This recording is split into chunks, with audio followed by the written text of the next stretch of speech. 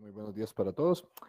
Voy a hacer primero un pequeño resumen entonces de lo que ocurrió. Estamos hablando de una mujer de 76 años de edad, diabética, dislipidémica, obesa,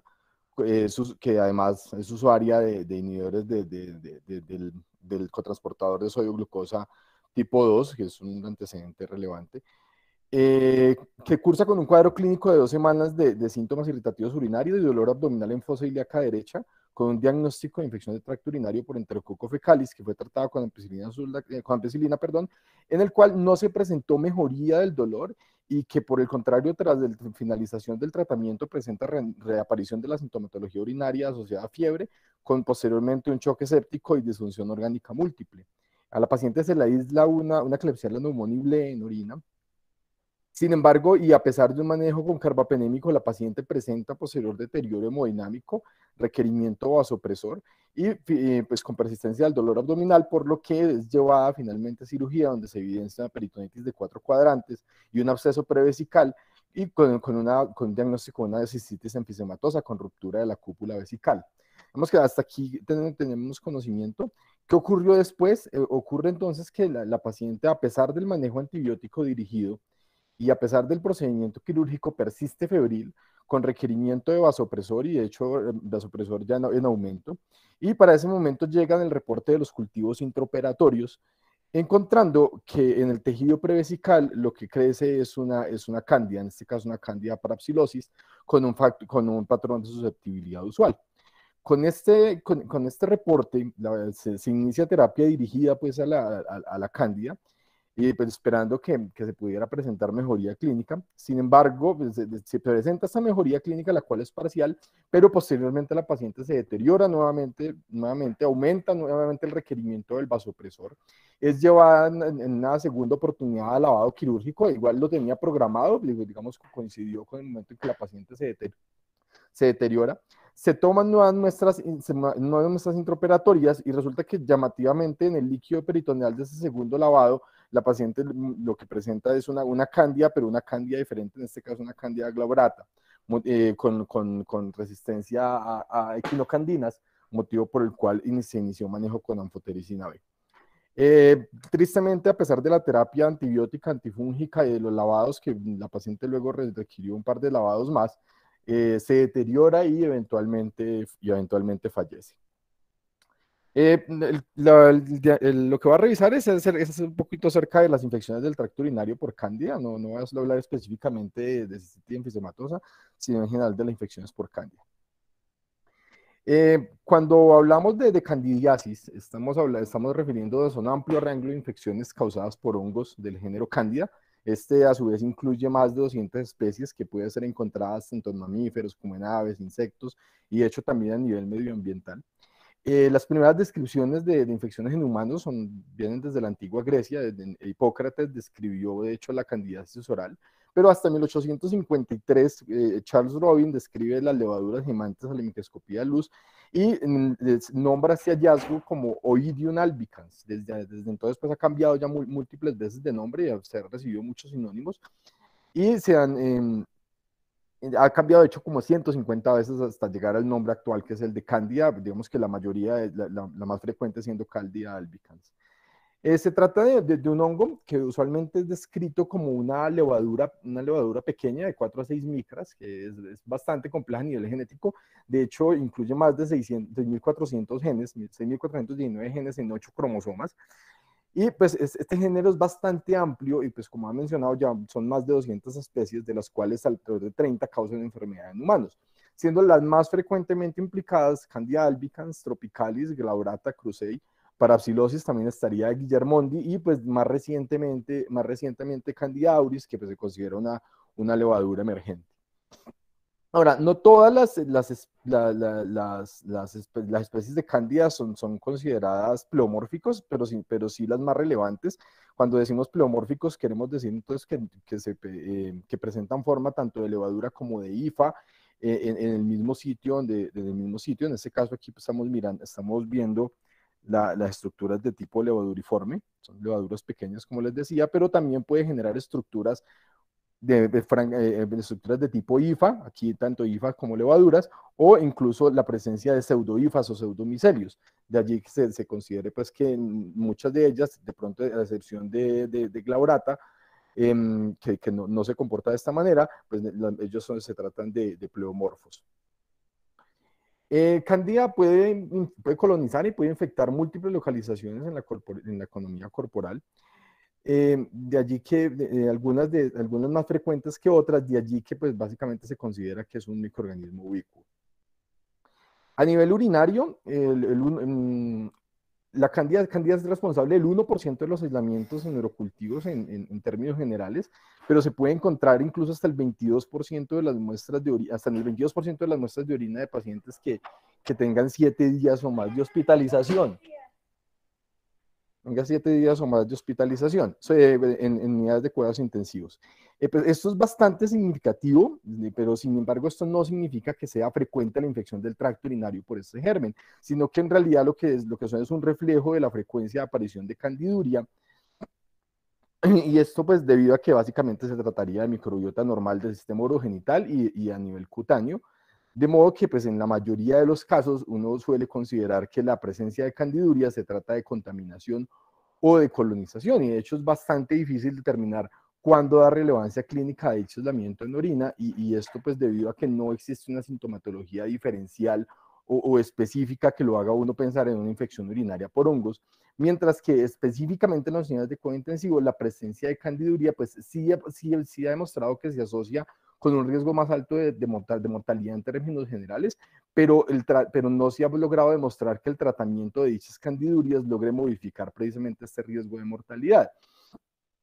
De allí pues que sea realmente difícil de interpretar. Como podemos ver aquí, este resumen de estos estudios muestra, pues, dependiendo del punto de corte que se utilice para definir candiduria, vemos diferentes, digamos, diferentes perfiles epidemiológicos mostrando que hay ciertas situaciones como en la unidad de cuidado intensivo en la cual se asocia de manera bastante importante al riesgo de presentar candiduria, aunque también hay otro tipo de situaciones como son el uso de sondas vesicales o ciertas condiciones como factores de riesgo. Precisamente respecto a los factores de riesgo se han identificado múltiples para el desarrollo de candiduria y además de infección urinaria por cándida cuando esta se presenta, los cuales se han evaluado ya realmente en muchos estudios y que representan por lo regular situaciones en las cuales hay una alteración de las barreras naturales, como en el uso de catéteres, el uso de catéteres vesicales, o catéteres urinarios, perdón, los déficits inmunológicos adquiridos, o como la diabetes mellitus, la presencia de trasplantes, la senectud también como factor de riesgo, o la presencia de situaciones en las cuales se altera la microbiota normal a nivel cutáneo, en especial a nivel intestinal, como son el uso de antibióticos de amplio espectro, sobre todo beta-lactámicos, lo que pues en gran medida se relaciona también con el hecho de que el ingreso a UCI se considere un factor de riesgo. Entonces, como les decía, alteración de la inmunidad, de la pérdida de la barrera mucocutánea, la alteración de la microbiota, además pues situaciones como la obstrucción o la misma anatomía de la vía urinaria puede ser considerado un factor de riesgo, de allí que el sexo femenino sea considerado un factor de riesgo para infecciones del tracto urinario en general, pero sino también para infección por cándida en específico. Unas cortas palabras acerca de los inhibidores de SGLT2 o los inhibidores del cotransportador sodia-glucosa tipo 2. Este tipo de medicamentos son medicamentos que lo que hacen es inhibir este cotransportador que se encuentra a nivel del túbulo contorneado proximal, y como ya habían mencionado previamente, lo que hace es que evita que a través de este receptor se reabsorba la glucosa que ha sido filtrada a través del glomérulo, y de esta manera se aumenta la excreción de glucosa. Los medicamentos estos medicamentos incluyen DAPA, EMPA, CANA, IPRA y tofoglifosina, algunos otros en desarrollo, de los más importantes, DAPA, enfaglifosina y canaglifosina, que son los más estudiados. Y pues desde el principio, desde que empezó su uso en pacientes diabéticos, se notó que empezó a haber un aparente o mayor riesgo de infecciones del tracto urinario, entre muchas otras complicaciones, algunas de las cuales ya se mencionaron durante el desarrollo del caso, pero quería traer a colación, digamos que este es un metaanálisis del año 2017, es cierto que no incluye los estudios de falla cardíaca, que son un poco más recientes, pero en los que llama un poco la atención, porque si bien se habían dado reportes de infección del tracto urinario asociados al uso de inhibidores de SGLT2, digamos que este metaanálisis lo que mostró es que en términos de infección de tracto urinario definida por cultivo, digamos que el riesgo no parecía ser realmente significativo. Esto quizá tuvo mucho que ver con el hecho de que no se presentaran tantas infecciones del tracto urinario en estos estudios. Sin embargo, uno lo que encuentra es que el problema probablemente ha sido de definición, porque la mayoría de estos estudios, cuando definen infección del tracto urinario, es cierto que lo hacen basados en cultivos, pero no en todos los casos en los que pues, los pacientes presentaron sintomatología, se realizaron dichos cultivos o dichos cultivos fueron positivos. Entonces, cuando uno mira en aquellos eventos sugestivos de infección del tracto urinario, que es como lo definen en ese metaanálisis, encuentra que en realidad sí hay un aumento del riesgo relativo en pacientes usuarios de inhibidores de SGLT2, que pues sí les da estadísticamente significativo, pero pues insisto que realmente no era tan evidente, por lo menos a la luz de estos estudios, en términos de infección del tracto urinario. Caso similar a lo que ocurre en infecciones genitales, donde, pues, digamos que, a diferencia de lo que ocurre en infecciones genitales, donde sí es mucho más evidente que el uso de inhibidores de CGLT2 sí aumenta de manera significativa las infecciones a este nivel,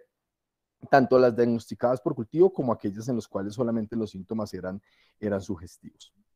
Ahora, respecto a la etiología de las infecciones y colonización a nivel urinario por cándida, hay un estudio prospectivo multicéntrico de vigilancia, este fue publicado en Clinical Infectious Disease del año 2000, en el cual se evaluaron 861 pacientes hospitalizados por candiduria, encontrando que, pues, como no es de extrañar, que la especie más comúnmente aislada fue Candida albicans en más de la mitad de los casos, seguido por Candida glaurata tropicalis. Digamos que hay una pequeña diferencia en otros lugares del mundo, principalmente en Sudamérica, en los cuales, específicamente en nuestro país, esa epidemiología cambia un poco, dado que Candida tropicales iguala e incluso supera a Candida glaurata en el segundo lugar, como se puede ver pues, en los resultados de este estudio publicado en Infection. Este fue en el año 2019, sí, en el año 2019, de 78 aislamientos de Candida en neurocultivos. Esto fue en una institución de Medellín, en la cual además, pues bien, de una forma bien interesante, Candida no albicans, o mejor, las especies de no albicans fueron las más frecuentes. Como pueden ver aquí, albicans fue ese 47.4%, en ambulatorios, 30% en hospitalizados, y muy llamativamente que las cándidas no albicans del 70%, fueron el 70% de los aislamientos en pacientes hospitalizados. De modo que, aunque en general se acepta pues, que los principales factores de riesgo para presentar una infección por Candida no albicans son el consumo previo de antifúngicos, en especial el consumo previo de azoles, y pues el trasplante renal, que también es un factor de riesgo reconocido, pues la realidad sí nos muestra que no necesariamente se cumplen estas condiciones, y de hecho cada vez vemos con mayor frecuencia otras especies de Candida como colonizantes o como gérmenes que provocan infección a nivel de la vía urinaria o en general. De allí que pues esto tal vez pueda explicar por qué la paciente presentó no una, sino de hecho infección por 2 cándidas no albicans diferentes. Fisiopatológicamente hablando, se han descrito dos escenarios principales que llevan a la infección urinaria por hongos. Una es la infección enterógrada, es decir, la aparición de candiduria secundaria a una candidemia. Esta pues, suele presentarse de manera bilateral, con presencia de microabscesos, siendo el órgano, pues, microabscesos a nivel renal. Se considera pues, que de hecho el riñón es el órgano más frecuentemente comprometido en casos de fungemia, como se demostró en una serie de casos de 45 autopsias que se realizaron por ahí en los años 60, que es esta referencia de Lancet del 64, en la cual de esos 45 autopsias de pacientes que han fallecido con candidemia, en 40 de los casos se tenía compromiso renal y bilateral. De hecho, esta fotografía creo que es de uno de esos casos, mientras que alrededor del 26% de estos 26 pacientes presentaron compromiso cardíaco. El cuadro clínico suele ser dominado por el dolor abdominal o dolor en flanco, en especial en los casos en los que se presentan infartos renales. Sin embargo, en la mayoría de los casos, bueno, hay que tener en cuenta que no todos los pacientes que hacen funguria tienen necesariamente fungemia. De hecho hay un estudio en el cual, hay varios estudios, perdón, en los cuales cuando se hace seguimiento a los pacientes que presentan funguria, o es decir, o candiduria en este caso, pues se ha encontrado que menos del 2% de los pacientes, de los pacientes presentan eventualmente candidemia. De modo que, pues, digamos que esa posibilidad o ese riesgo de que un paciente a partir de una candiduria presente una candidemia realmente es muy bajo y puede darse, pero en unos casos como muy puntuales. Por otra parte, estaría la infección retrógrada, la cual se asocia especialmente con dos situaciones. La primera es las alteraciones anatómicas de la vía urinaria, que llevan a obstrucción, y la segunda, la diabetes mellitus. Que la diabetes mellitus, pero pues de dos maneras. Una, por la presencia de glucosuria, que sirve de sustrato para la alimentación del hongo, y por otra parte, por las alteraciones neurológicas asociadas a la diabetes mellitus, especialmente pues el desarrollo de atonía vesical. Este mecanismo de infección pues, puede llevar al desarrollo tanto de cistitis como de pielonefritis enfisematosas, que son complicaciones que si bien son raras, son bastante temidas, y pues no solamente por hongos, sino también por presencia de cistitis o pielonefritis enfisematosas de origen bacteriano, que pues como les decía, afortunadamente no son tan usuales. El cuadro clínico de la infección retrógrada pues es un curso un poco más crónico, usualmente es más unilateral, pues cuando se presenta a nivel renal, y pues como les decía puede llevar a la formación de abscesos e infecciones enfisematosas, por lo cual es muy importante tenerlo presente. Las manifestaciones clínicas de la presencia de cándida en la vía urinaria pues van a depender obviamente de si se trata o no de una infección. Suena tonto, pero pues el punto es que dado que la mayoría van a ser candiduras asintomáticas, pues entonces en ese orden de ideas uno debe asumirlo como lo que son, la presencia de un microorganismo a nivel de la vía urinaria que no necesariamente significa que la están infectando. En la mayoría de los casos, como les decía, no se van a presentar síntomas y lo más improbable es que se trate o de contaminación por una técnica inadecuada de la recolección de la muestra o de colonización de la vía urinaria, especialmente en presencia de catéteres vesicales. De hecho, en el estudio del que les habré previamente publicado en CID, evidenció que solamente el 2 al 4% de los pacientes con candiduria presentaban síntomas urinarios como disuria, polaquiuria, urgencia miccional, etc. Mientras que en un estudio europeo del año 2007, en el que se describen las características clínicas de pacientes con candiduria adquirida en la comunidad y otras con candiduria nosocomial, se observa que la presencia de síntomas urinarios bajos y el dolor abdominal son más frecuentes en las infecciones comunitarias, mientras que la fiebre es más frecuente en infecciones nosocomiales. Pero pues hay que tomar eso con pinzas, porque digamos que si uno tiene un paciente con candiduria y tiene de la comunidad y presenta síntomas urinarios, digamos que es más probable que sí sea una infección de este tipo, mientras que si digamos, en lo que ocurre a nivel nosocomial no es tan así, sino que los pacientes suelen presentar más fiebre. Pero el problema es la forma en la que uno tiene que interpretar esa fiebre, porque causas de fiebre hay muchas y más en el paciente hospitalizado. De modo que es muy difícil realmente llegar a este diagnóstico. Ya específicamente en lo que refiere a prostatitis crónica y orquiepidemitis por cándida, pues los hallazgos también son bastante inespecíficos y pues aunque en el caso de las orquitis suele ser bilateral, que es como algo significativo, lo que uno podría plantearse entonces que fuera más probablemente por cándida, pues igual es difícil de hacer este diagnóstico. Y en el caso de la prostatitis, pues de hecho el cuadro tiende a ser más larvado y de hecho tiende a confundirse con neoplasias de tipo prostático. El diagnóstico, pues respecto al diagnóstico, el microorganismo suele crecer rápidamente, con excepción quizá de glaurata, que suele tardarse alrededor de 48 horas, momento para el cual se suelen desechar la mayoría de urocultivos. Es posible que de hecho este haya sido el motivo por el cual el primer urocultivo, el urocultivo de nuestra paciente no haya sido positiva, y es que pues, en este caso Klebsiella creció rápidamente, y pues es posible que dado que se trataba de una cándida glaurata, esta hubiera crecido más lentamente y por eso no se haya demostrado. La definición de candiduria realmente no está estandarizada. Digamos que se basa en la mayoría de los estudios en los cuales hablamos de más de 10 a la 3 o más de 10 a la 4 unidades formadoras de de colonias de cándida, no unidades formadoras de cándida, colonias de cándida por mililitro, y pues es por eso que se acepta, pero en realidad cuando se han hecho estudios en los cuales se ha tratado de correlacionar el número de colonias halladas en el urocultivo con la presencia de hallazgos patológicos a nivel renal compatibles con pielonefritis por cándida, en realidad no hay una correlación lineal, de modo que uno puede hablar de que hay pacientes con 10 a la 2 unidades, con 10 a la 2 colonias de cándida que efectivamente tienen pielonefritis por cándida, y de pacientes que tienen 10 a la 5 o más colonias de cándida y que en realidad lo que tienen es colonización. Entonces, pues puede ser un poco frustrante. Respecto a las características de la orina, pues tampoco logran distinguir una colonización de infecciones por hongos. De hecho, pues hay algunos estudios que dicen que la presencia de hifas o pseudohifas pueden sugerir la infección, pero en realidad no logran tener un suficiente rendimiento diagnóstico. La piuria, por su parte, es relevante, pero sí, solo si el paciente no tiene un catéter vesical, porque la sola presencia del catéter vesical tiende a provocar piuria, por lo que pues, no se puede interpretar de esta manera. Y pues el hallazgo de cilindros micóticos sí tiene una especificidad bastante alta. El problema es que es un hallazgo bastante raro y pues uno tiene que pensarlo, hacer la atención y encontrar que efectivamente tiene estos cilindros, casos en el cual sí pues es más probable que se trate entonces de una pielonefritis. Respecto a los estudios de imagen, pues normalmente se ha considerado que la ecografía del estudio de elección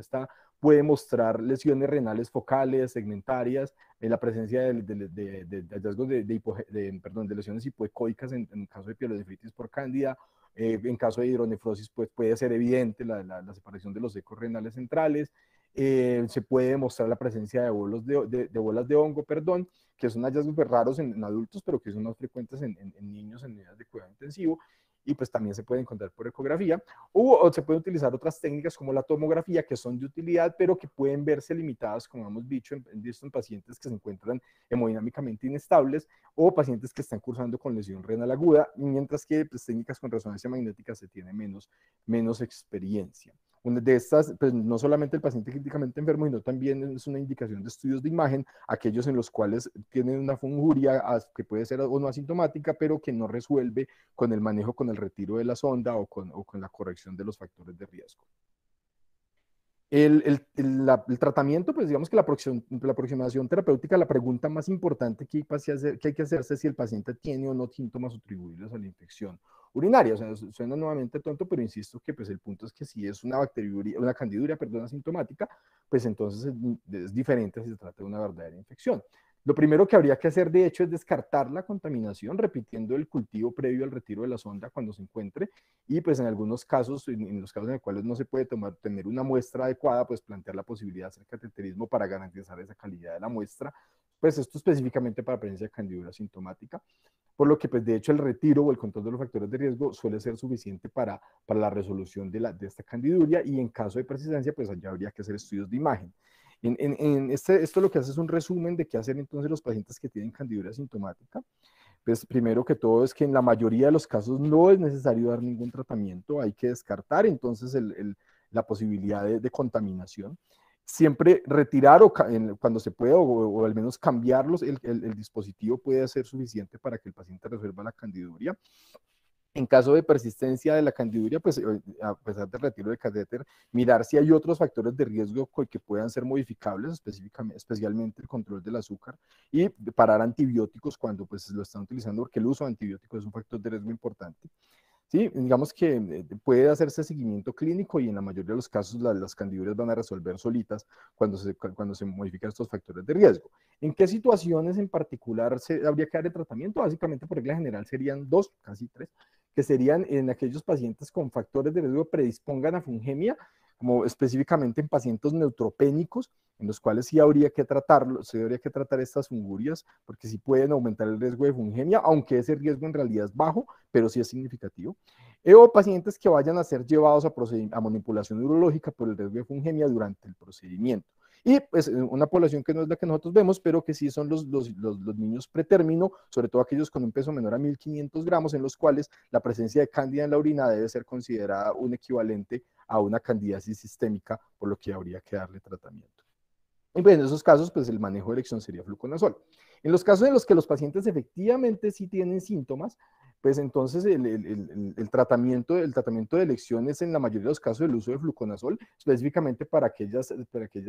especies o cepas que sean sensibles al fluconazol, obviamente. Usualmente son tratamientos de 2 semanas o más, y pues en el caso de resistencia, la alternativa sería anfotericina B. No en todos los casos, pero hay algunos en los cuales puede ser necesaria la realización de intervenciones quirúrgicas como drenaje, o el retiro de bolas de hongo en las cuales se encuentran, o la prostatitis o la arquiepidemitis, en las cuales se pueden presentar abscesos. Y pues digamos que en el caso específico de las cistitis enfisematosas, pues lo que he encontrado es que en la mayoría de los casos logra darse el tratamiento antifúngico suele ser suficiente, pero pues obviamente cuando se presentan complicaciones como la no resolución de la candiduria, perdón, o en casos en los cuales se sospechen colecciones, pues sí es necesario obviamente la intervención quirúrgica, como pues en este caso que no solo tenía colección, sino que tenía ruptura del domo vesical. Como les decía, el antifúngico de elección es fluconazol. debido a su tolerabilidad, alta biodisponibilidad oral y una excreción urinaria que logra concentraciones de 10 a 20 veces respecto a las séricas. Y pues dado esto es debido a que el 80% de fluconazol se elimina como fármaco inalterado en orina. Otras opciones pues incluirían, como les decía, la anfotericina B, pero muy importante es anfotericina B de oxicolato. No deberían utilizarse presentaciones lipídicas porque no penetran adecuadamente el riñón y tampoco logran concentraciones adecuadas en orina. Esto pues es igual en las guías ITSA del 2016, al igual que en las guías colombianas publicadas en el año 2019, digamos, se coinciden en cuál sería el manejo de elección, que sería fluconazol y seguida anfotericina B. Respecto a las equinocandinas, la guía colombiana no lo recomienda, las guías ITSA tampoco, esto basado básicamente en el hecho de que se documenta poca penetración de las equinocandinas a nivel urinario. Sin embargo, hay algunos estudios, esos sí son estudios in vitro o estudios en modelos experimentales, en los cuales se encuentra que realmente sí concentran muy poquito en orina, pero las concentraciones inhibitorias mínimas de estos de cándida a equinocandinas también suele ser tan baja que en la mayoría de los casos en realidad se considera que pudiera ser suficiente. Así que se ha utilizado como terapia de rescate en algunos casos resistentes a azoles y no les ha ido mal, pero pues realmente no hay un estudio lo suficientemente grande que apruebe o que apoye el uso de equinocandinas en infecciones del tracto urinario, por lo que en la actualidad no se recomienda. Así que en conclusión, pues la candiduría es frecuente, usualmente carece de significancia clínica, realmente la mayoría de los casos van a ser colonizaciones o contaminaciones. El control de los factores de riesgo, en especial la presencia de catéter urinario y de la diabetes mellitus, o mejor, de la glucosuria, también suele ser suficiente para la erradicación. Como les decía, la glucosuria es un factor de riesgo, por lo que de hecho el uso de inhibidores de SGLT2 también debería considerarse un factor de riesgo, como pudimos ver en esta paciente. Y pues el estudio de imagen de elección suele ser la ecografía, aunque en algunos casos pueden ser necesarios estudios tomográficos. En los casos en los que está indicado, el manejo de elección es el fluconazol y pues la alternativa es la anfotericina B de oxicolato. Era todo lo que les traía. Muchísimas gracias. Gracias, Carlos Alberto.